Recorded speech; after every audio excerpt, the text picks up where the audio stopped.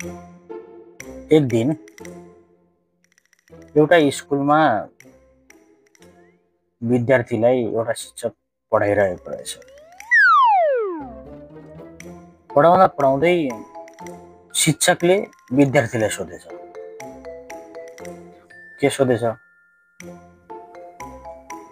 यो I love you भन्छ नि, आई लभ यू हो, त्यो आई लभ यू शब्दको उत्पत्ति कहाँबाट भएको ल भन त भनेर विद्यार्थीलाई सोधे।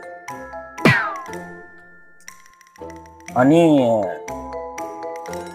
विद्यार्थीले पनि जुरुक्क उठेर भनेछ, च्यालेन्ज एक्सेप्टेड। के भनेछ भन्दाखेरि, सर यो आई लभ यू भन्ने शब्दको उत्पत्ति चाइनाबाट भएको। चाइनाबाट भएको। चाइनाबाट? टिचर छक्क पर्यो। होइन, कसरी भयो चाइनाबाट, किन भयो भनेर चाहिँ टिचरले त्यो विद्यार्थीलाई फेरि प्रश्न गरेछ। अनि विद्यार्थीले के भनेछ थाहा छ?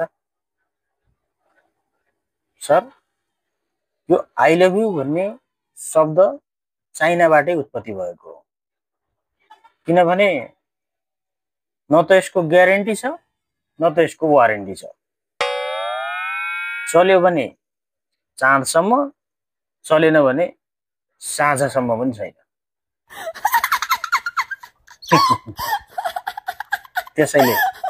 त्यसैले सर आई लभ यू भन्ने शब्द चाइनाबाट उत्पत्ति भएको।